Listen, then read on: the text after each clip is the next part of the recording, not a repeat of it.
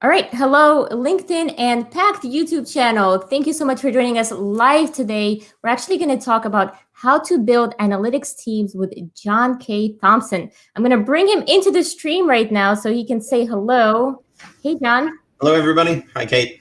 Hello. Thank you so much for joining us today. So I know we met probably a couple of weeks ago, and when I started reading your Building Analytics Teams book, and we're going to talk a lot more about the topic and the book in a minute. But before we get started, I do have an interesting question that John came up with to ask the audience.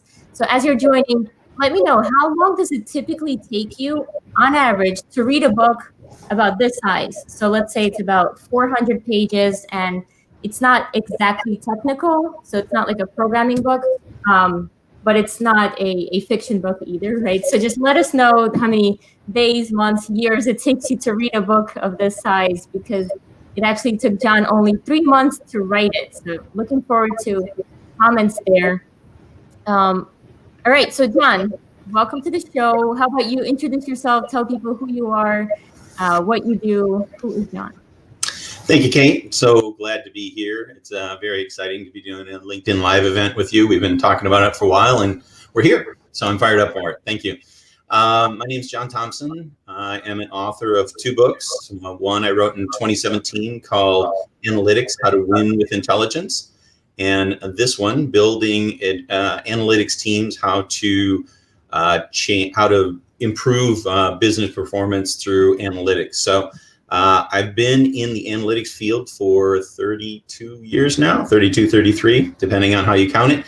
And I have done all sorts of things like run large advanced analytics teams like I'm doing now for CSL Behring, a biopharma company. And I've been part of Dell and IBM and other companies where we've been innovating and building technologies for advanced analytics. So I've been at it for quite some time, and I've been on both sides of the fence, either building the technologies that people use or leveraging them. Mm-hmm. Awesome. Okay, so you said CSL Behring, and I'm assuming you're currently working from home, right? Or you? I am, yes. 3rd floor of my house. 3rd floor of your house, perfect. So how's that going for you?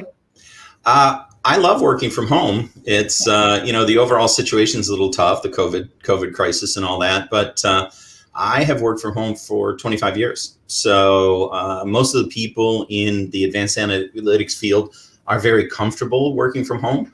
Some of them are more comfortable being home than they are being in the office. So my team and I have been very happy with the remote working situation. Products like Zoom and WebEx and Google Hangout and all those kind of things. We were all on those platforms quite a bit, so works well for me. Yeah, I agree. I enjoy working from home. I've always sought out positions that allowed me to work from home even before we had to. So I was very used to the remote virtual teams. We've got an answer here from Josh saying he tends to pick and choose chapters and sections over time. Too hard to get through a book straight in a short period of time.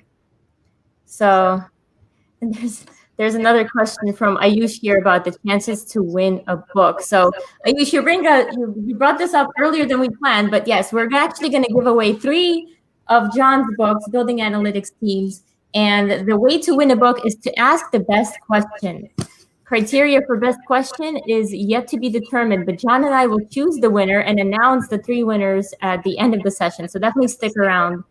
All right, I'm going to go ahead and see the other comments. We've got Rahul saying, start a book, and if the book grips me, then probably a few weeks. But if the book does not, then it stays on the bookshelf. Later, he realizes, oops, I have this book and I can read this. So, and Matthew, I have 1-year-old. Reading for me consists of Go Dog Go. Wow, that's a good one. Oh, that's funny. So Hello Moon probably in there too. Yeah, maybe I've got that one actually. And Good Night something. Good Night Moon, I think, is also a good one. So John, how come you decided to write this book? And I know you mentioned right before we started the session, it only took you 3 months. So I do want to hear about that whole journey from when you got the idea to actually publishing that book. Like, how did that go for you?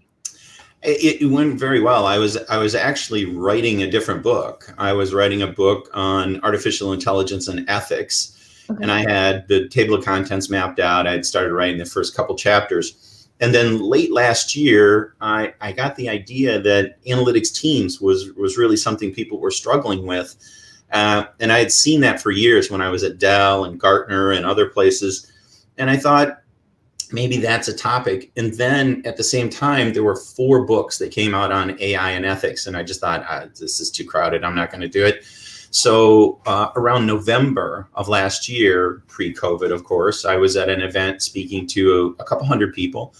And I decided that the topic was going to be advanced analytics teams and how to manage those teams and how to build them. So I came up with a construct and I put it together as a presentation. And I've been doing keynote presentations for 15, 20 years now. This was the one that the most people approached me afterwards. I was literally had people in a line waiting to give me their card and come up and talk about it. So then I thought, okay, well, there's something there. If I'm thinking about it, the people at the sessions are interested in it. So then I just thought, all right, I'm going to sit down and write this book. And then, as you said, I gave myself a challenge. I was, in the holiday period, everybody was around. We're all talking. My wife, my daughter, my son. And I said, I think I'm going to try to write a book as fast as I possibly can. And they're all like, yeah, whatever, Dad. You know how kids are with their parents. And I thought, okay, I'm going to start on January 1st. And I'm going to try to have this book done by June 30th. I mean, done, printed, published, edited, the whole thing. So I finished writing it on April 13th. And it was published on June 30th.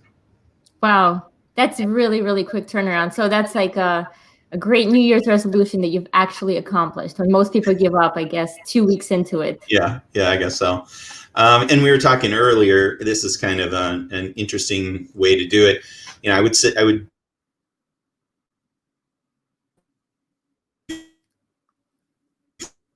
before I went to sleep, and sometimes I'd wake up at 2 a.m. and I just sit down at the keyboard, and by 7 o'clock I had another chapter done.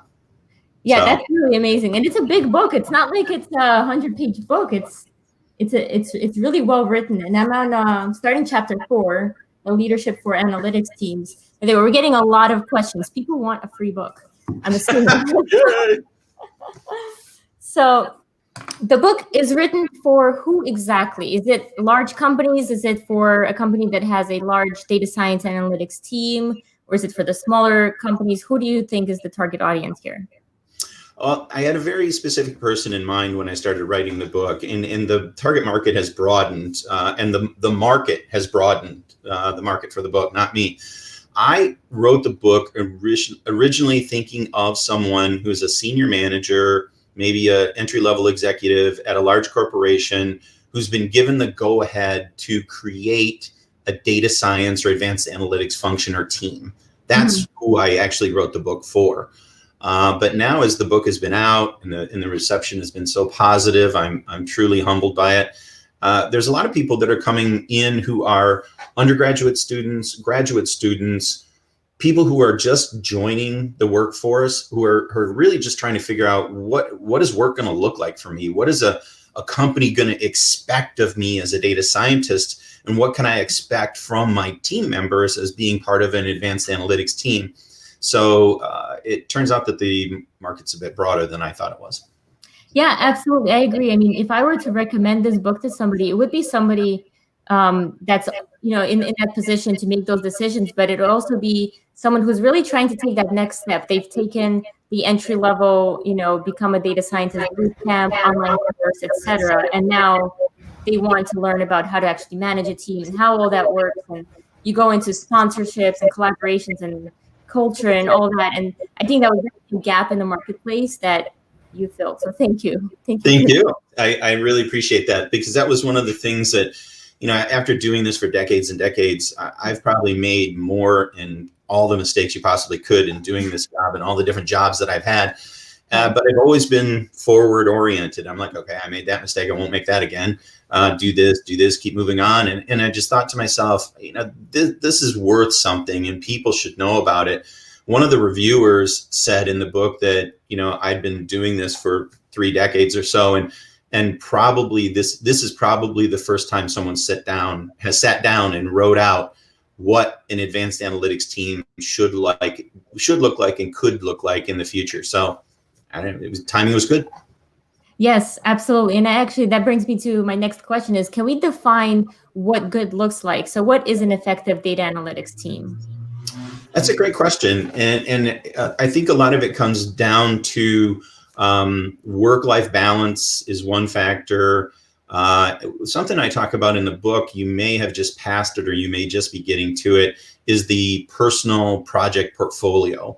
Each data scientist, at least the data scientists that work on my teams, all have a personal project portfolio. And that is set up in a way that they have 2 major projects, and a major project is defined as something that'll take you from 6 months to a year to complete. And then they have a range of 2 to 5 small projects or service requests on their desk at any one time. And the idea is that as a data scientist, you're dependent on others to give you data. You have to buy data from external sources. You have to work with subject matter experts. You have to collaborate with a whole ecosystem of people. Sometimes people, go on vacation, they get sick, they get distracted, the data is not available. So the idea that you give a data scientist a project and that's what they work on is productivity destroying, in my opinion. Just like Kate, I think you and I have some similar characteristics. We're sitting here working, I get bored. I go out to the garage and I hit the heavy bag, or I get on my motorcycle and I go for a ride, or I'll you have a motorcycle? I didn't know that. That's great. My brother rides a motorcycle when he had one. I have a Harley Davidson, a Fat Boy. Oh, that's the one he wants. Oh, man. Yeah, my dad put me on a motorcycle when I was 5, so I've been riding for a long time. But, it's one of those things that, you want your team to be engaged, and you want them to have diversity in their work, and you want them to have, this is very important, you want them to have control of their day. The idea that, you're on them, you're managing them tightly, you're driving them forward in everything they do, I think is just soul crushing. I think that's horrible to do to people. So in my teams, they get a portfolio of projects. We come together once a week, we talk about it, and you're making progress, and sometimes you're not making progress because, like I said, the data doesn't exist, or maybe the theory that we had put together doesn't work out. So, to your question, I think the good looks like a team of people that have control of their destiny, that have their own project portfolio, they're making their own decisions, and they're driving it forward, and the team is holding them accountable. That's what I think that looks like. And we've got a lot of questions. Sorry, I'm just reading through. I think I'll just pick randomly because I don't want to be rude and read while you speak. So Mark Carson is saying, "Hi John, thanks for your time. Great book. He's learned a lot." Mark, how long did it take you to read the book? I'm just curious now since John asked that question. You speak to this, but was hoping for a summary statement from you. How deep into the practice of analytics, statistics PhD, should an analytics practice leader be? That's a good question. That's a great question. I've seen people, who are very light. They don't know what a neural net is or what it does or how it works. I've seen people that have had, an undergraduate education and very little mathematical background, and both of those people have been successful. I have seen people who are PhDs in a certain type of math, and they've been successful. So it really depends on the team you build. If you're not a heavyweight in mathematics or advanced algorithms or something like that, then you need to hire people who are. You can't be afraid that, someone in the room is smarter than you. I'm very proud to say I'm the dumbest person in the room in every meeting I have with my team, and they will tell you that. And I ask all sorts of naive questions, and they kind of roll their eyes at me sometimes. But, every now and then, like a blind squirrel, I find a nut, and they're happy with that. They're like, oh my God, I didn't even think of that. So you really need to, it doesn't matter where you are on the continuum of technical expertise, but you really need a team that has what you don't have. So it's being able to identify the skills that you're missing, fill those gaps, and actually manage the individuals properly, right? Exactly. Yep. So thank you for that. We've got a question here from Matthew. Let's see. Okay. So, should I send management a copy of your book? I'll send you a link and you can send out a bulk mailing to all of management. The answer is yes. I wrote the book with the idea that management would read the book and they would understand what I'm saying. So I think it's a great book for management. I think it's a great book for executives, non-technical executives too. I actually wrote the first book as a primer for non-technical executives so they could figure out how to invest in an analytics function. And this book was the corollary. It's for the managers who are building the teams, but they're not mutually exclusive. I mean, if you're the manager who's building a team, you should read the first book because it will tell you what the executives are thinking. And if you're an executive, you should read the second book because you'll understand what your teams are thinking. Yeah, absolutely. And Bernardo says you should really do that. It's a great gift. I have been doing this. So that's great, Bernardo, that you've been doing this. All right, let's see. Question here. It says from LinkedIn user, so I'm going to have to go and find the actual person. Sometimes it does that for privacy reasons. But how do you manage bottlenecks from other teams that your teams are reliant on, right? So you need data from a software engineering team, third-party sources, database management. You're the last chink in the chain, and you are what they see, but the data isn't great or it's difficult to get, and they blame you. So what do you do in that situation? Well, that's a great question. That's a realistic situation. It happens all the time. And that question really goes to what does a manager do? Because you as a data scientist should not be responsible for that. That actually is my job or the job of the person who's leading the advanced analytics team. I call that air cover. I had a boss, John Swainson, great guy. He was my boss at Dell Software. And he was always saying to me, whatever you need for air cover, let me know. So if you're having a problem getting the data from an outside provider, a different group in the organization, an individual person, you need to escalate that up to your management and their management. And then that person needs to go have a meeting with the management of that group and make it clear that there's something wrong here, that the data is not coming through and it's thwarting the effort. So that's not your job. That's my job. Absolutely. Yeah. And that brings me to another question I had is, what are some of the other challenges that you can face when you're trying to build this analytics team? Not all at once, just a couple of challenges. I'm sure there are so many. It's like, where do I start? Yeah, this could go on all day. Let's start with team cohesion. Okay. It's something that cannot be underestimated. I had a team in the not so distant past, a small team, 10 people. And we had one person on the team that was already there when I was hired, came in, and it was a real problem. That person was not gelling with the team. The rest of the team members willing to share their ideas, willing to share their work, willing to hear the ideas of everybody else, have a really healthy give and take. This person was just divisive, would not share their code, would not take criticism, actually undermined coworkers. So, I made the mistake, and this is the last time in my career I will ever do this, is that I came in and said, I'll give this person another chance. And when we all rallied around them and worked hard holding them up, they could function. But the rest of us were spending all our time supporting them.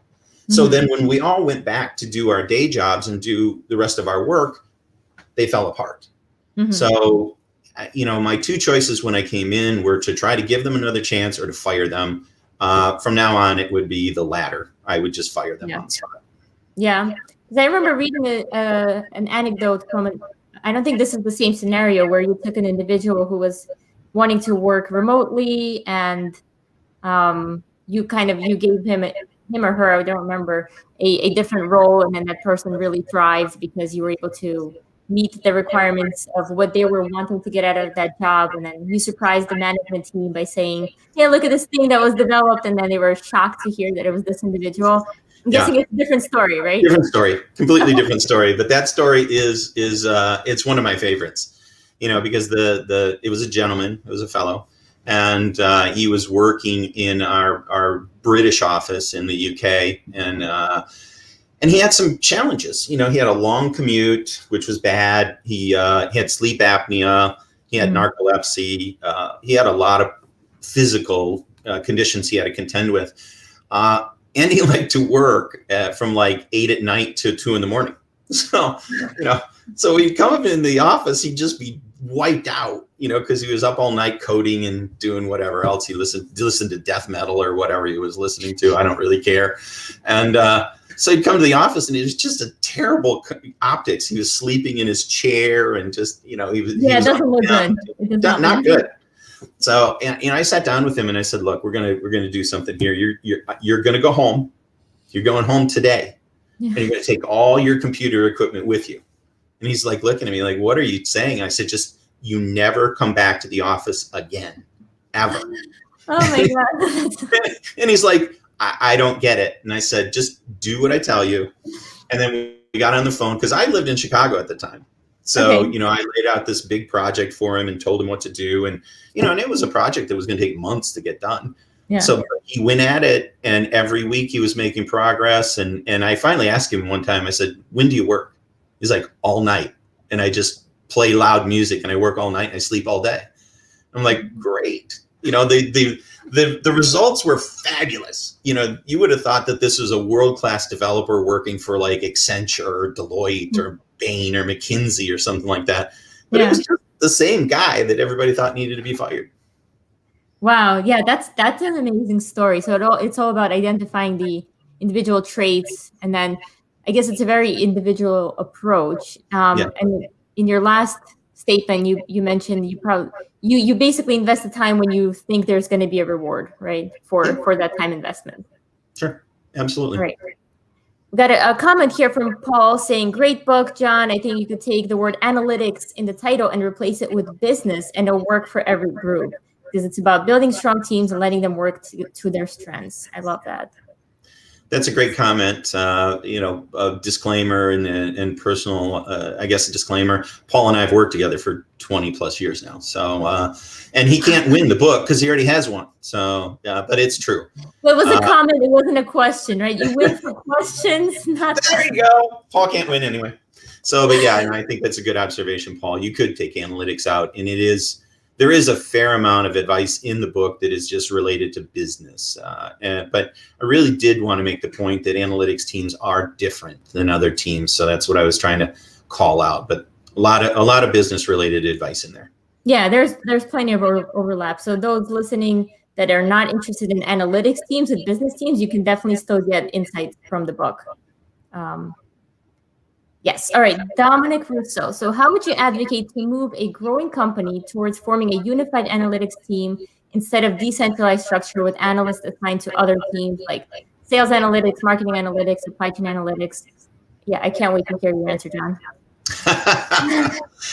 Dominic, great question. And this is something that, throughout my career, it's been centralized, decentralized, vertical, horizontal. It's, the fad of the day, whatever, comes out of Clayton Christensen or whatever management guru people are listening to. I know Clayton's passed on, but may he rest in peace. But whatever guru is espousing an idea, people go with that.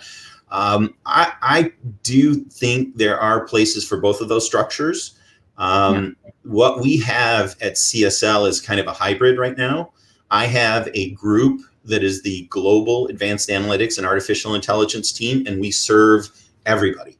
We do manufacturing, supply chain, patient analytics, donor analytics, manufacturing efficiency, everything. And what we did when we started 2 years ago is we had a summit in Switzerland where we brought together 140 people. And what we said was that we wanted all the line of business functions to create their own analytics teams. Because my team can't do it all for a 25,000 person company, but we can be an overlay consulting group for all of them. So we have them coming to us and saying, hey, we want to build a forecasting application, which we have done for them.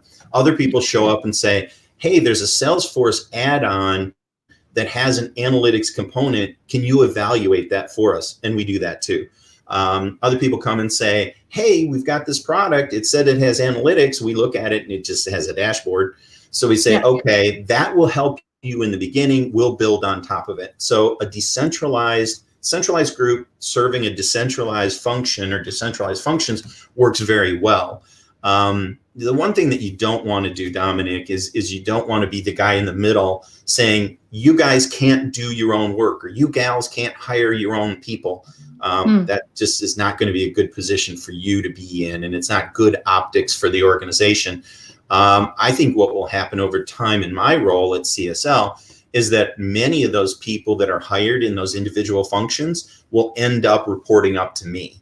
Because over time, what you'll see is these managers, while they thought they wanted to have an analytics function, they'll find out, and I say this all the time, and I say it with all due respect and love, is that analytics people are special snowflakes, and they are not the same as everyone else. So trying to manage an analytics genius, just like you would a BI analyst, does not work out well.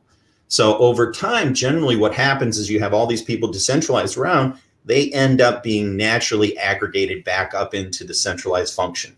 So it's almost like a living ecosystem.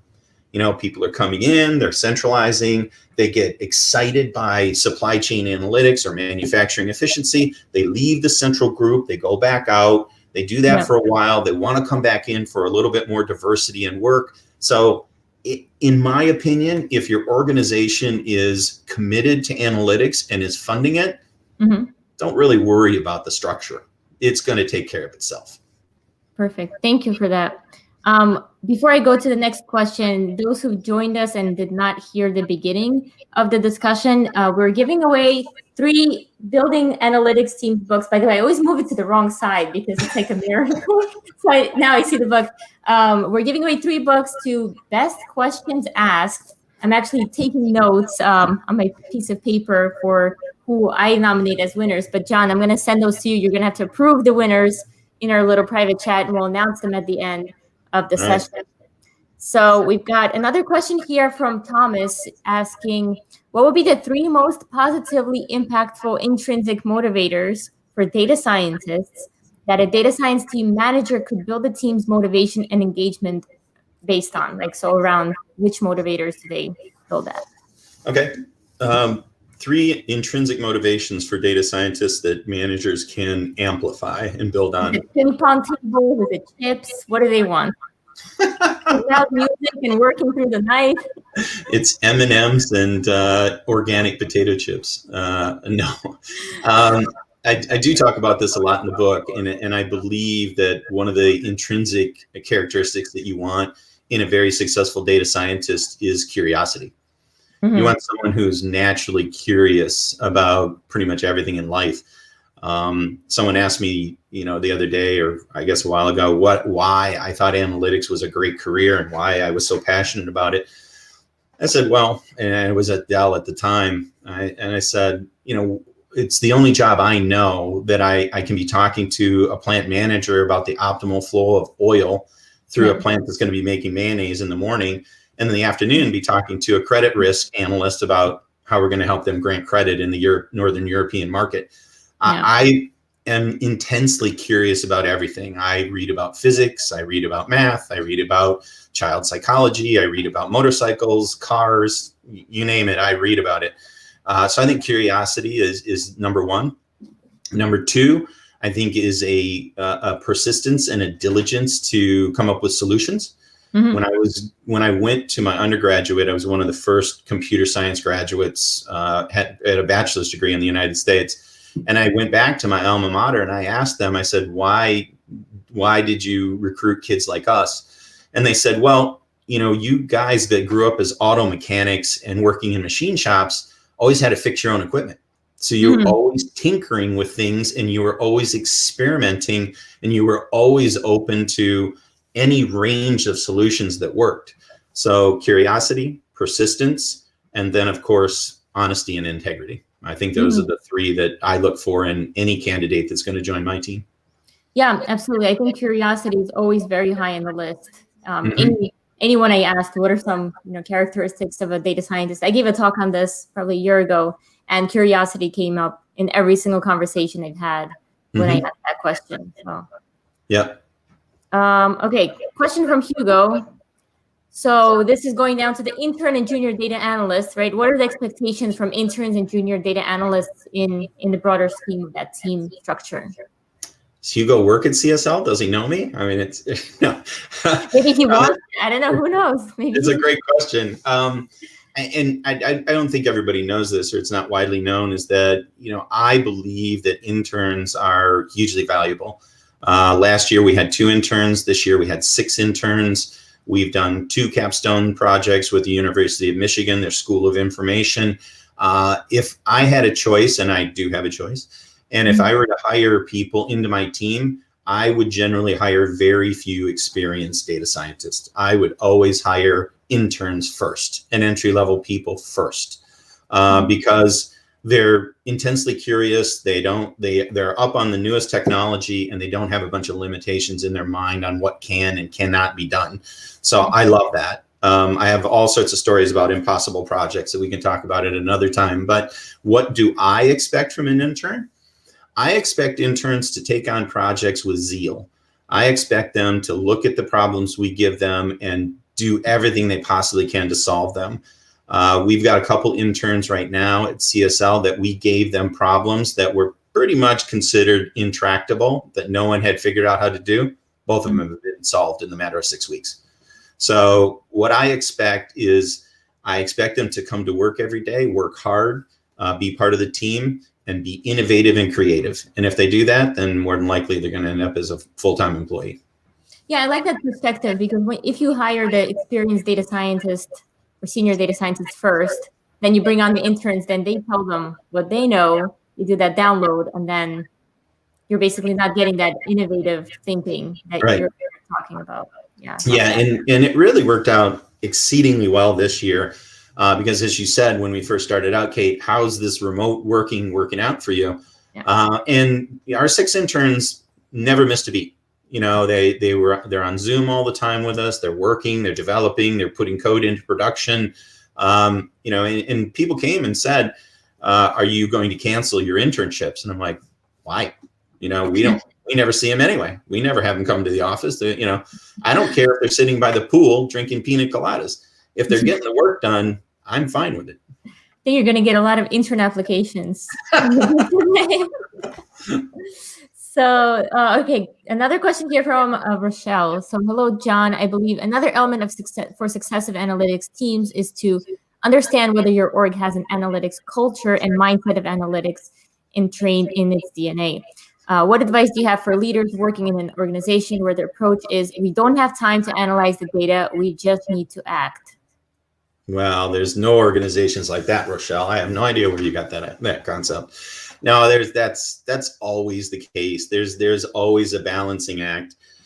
Especially in the time of COVID, it is a very devastating time for some people, and my heart goes out to them, absolutely. But it also puts senior executives on edge, because things are changing all the time. My approach is that we listen to the organizations, we listen to the executives, we listen to the subject matter experts, and we work on what's causing their hair to be on fire, what's causing them concern. But we rarely do that without linking it to some long-term effect. We're currently working on an initiative right now that I am going to take, and I've never done this before, I'm going to take all the data scientists and I'm going to focus them on one initiative for the next year. Mm-hmm. And what's going to happen is that each of the data scientists is going to have multiple sub-projects of this initiative. And in the end, we will have a strategic analysis and understanding of a part of our business that we've never had before. But the key there, linking it to Rochelle's comment and question, is that we are delivering value to the executives today. We are doing work that is assuaging their anxiety, that is giving them answers, that is helping them make decisions today. But when we're done, a year from now, we will unveil what we've built, although everybody knows what we're building. It's not like we were hiding it from anyone. But what we can do is we can take a longer term vision. And we don't do little projects and then throw them away, and little data elements and throw them away. We build continuously to a larger vision and goal. So that's your organizations will always say, we don't have time to do this, we just need to act. That's just the constant mantra. So you need to be a little bit more have a broader vision and a little bit more encompassing in what you're doing to address that. And I guess sharing that vision effectively, right, to those stakeholders that have to make decisions. Yeah, you're absolutely right, Kate. I mean, when they come to you with, they're anxious and they're upset and they need an answer for the board meeting tomorrow, that's not the time to give them a lecture that, something's coming 6 months or 9 months from now. That's the time to act and make them happy. And then after they've had the board meeting, then they come back to you and say, hey, what are you working on? You're going to lay out this grand vision. And they go, oh, well, I'll talk to you in 6 months or so. See you later. Yeah, absolutely. And we've got a comment here from Hugo. Thank you for answering. I'm starting my career as a data analyst, studying every day, and you inspired Hugo. So good job. All right, let's see. We've got several questions. Let's just pick John. All right. Does your team get very specific? How many dollars, for example, when it comes to business value your team is adding? I love this question because sometimes it's a little bit difficult to justify your work when you can't show people that this translated to this many dollars earned or prevented from being lost. But yeah, I'd love to hear your thoughts on that. Sure. Great question, John. We do. We get down to the actual dimes on what's going to happen. So, my team, and if you see the book, you've seen it, Kate's held it up a couple different times. If you read the subhead, Harnessing Analytics and Artificial Intelligence for Business Improvement, that's really what it's about, is business improvement. We're not doing this just because we're nerds and we like to run math models. That's just not it.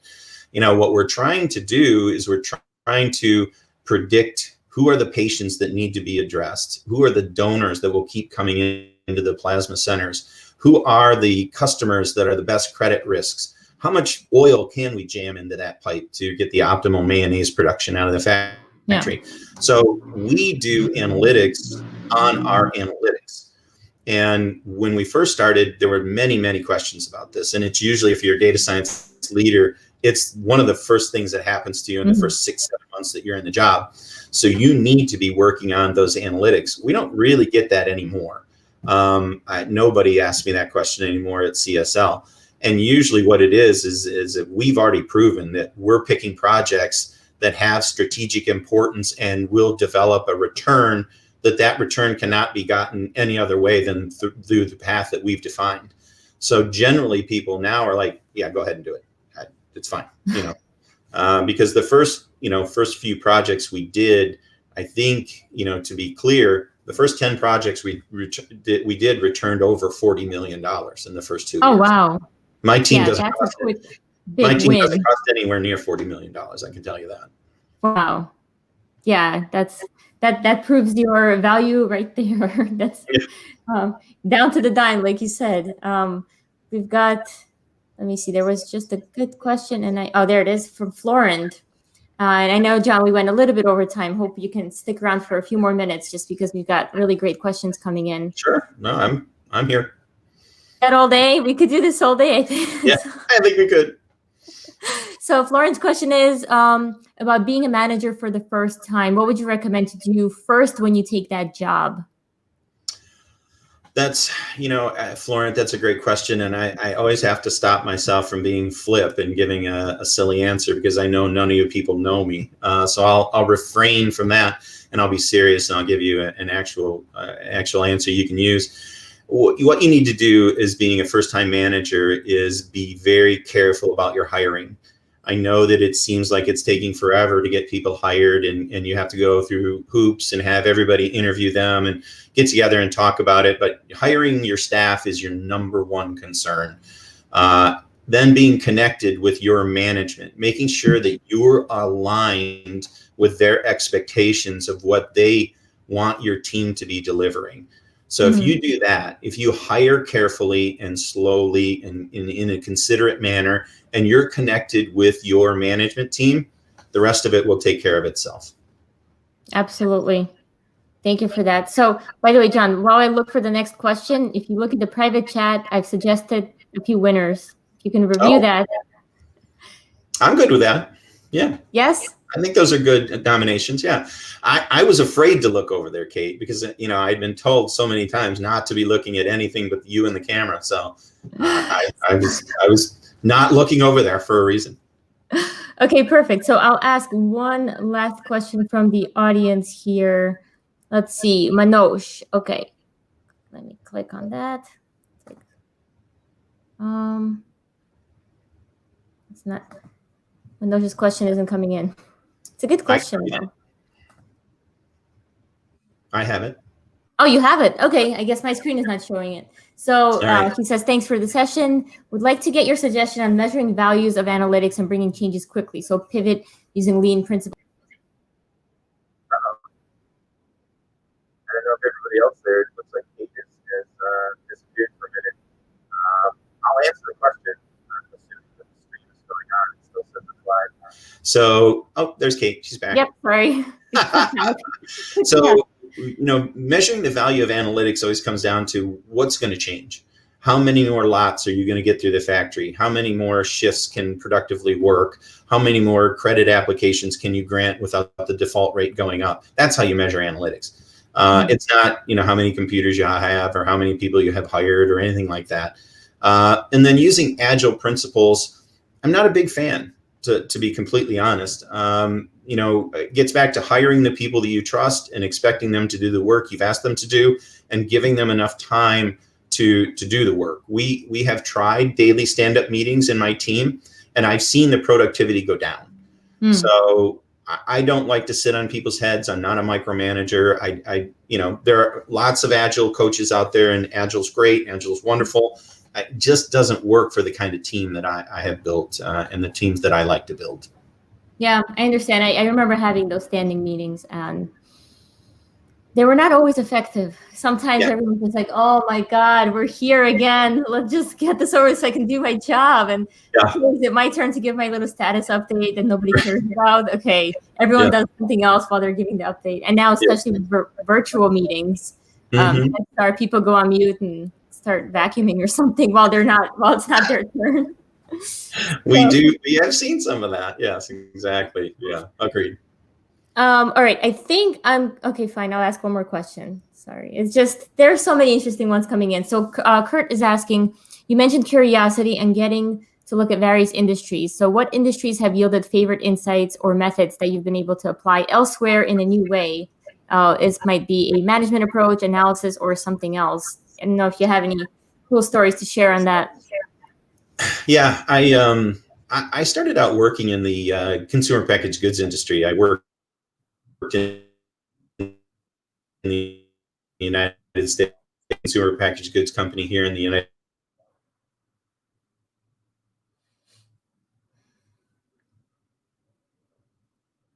States that he felt was impossible from an analytics perspective. So I stayed there all night drinking Mountain Dew and eating pizza and built it. And he came in the next day, and I was, of course, wearing the same clothes. And he looked at me, and I was much younger at the time. And he said, "Kid, have you gone home?" And I'm like, "No." And he said, "What have you been doing?" And I said, "I built it." And he said, "You built what?" And I said, "I built what you described last night." And he said, "Go to the hotel, sleep, take a shower, come back." And I did. And the application had just finished running. And it was really kind of boring. There was an input form that you put in some criteria, and there was an output form, which was a document. And really what it did is it ran against like 20, 25 databases, did all sorts of calculations, and it predicted the best target markets for introducing new products. Okay. So I've taken that, and that was basically my first impossible project when I was a young analyst. So I've always asked people to give us the most difficult problem that they have felt that is.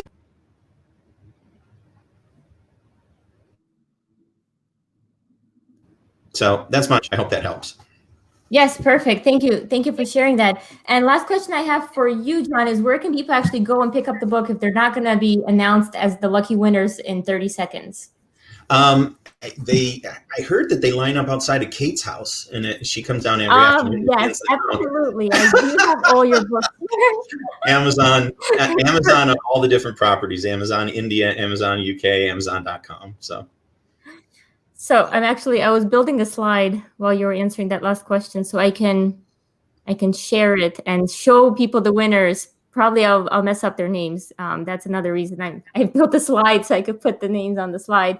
But here we go. The winners of the book are Dominic Russo, Thomas Friedrichs, and Rochelle Ann Hood. So congratulations, guys. You will get a copy of John's book in the mail, the paperback version. So thank you again, everybody, for joining the session. Thank you so much, John, for providing all your insights. Truly, so many great questions came through, and I actually learned so much. So thank you for that. Thanks, Kate. It was really fun. I enjoyed the run up to it, the preparation, and the session was fantastic. So thank you. Appreciate it. Absolutely. And if you have time, feel free to go back to LinkedIn and YouTube. There are so many questions for you, John. So all right, I'll go back and see what I can answer. All right. Absolutely. Thank you. And have a good rest of your day. Have a good day. Thanks. Bye-bye.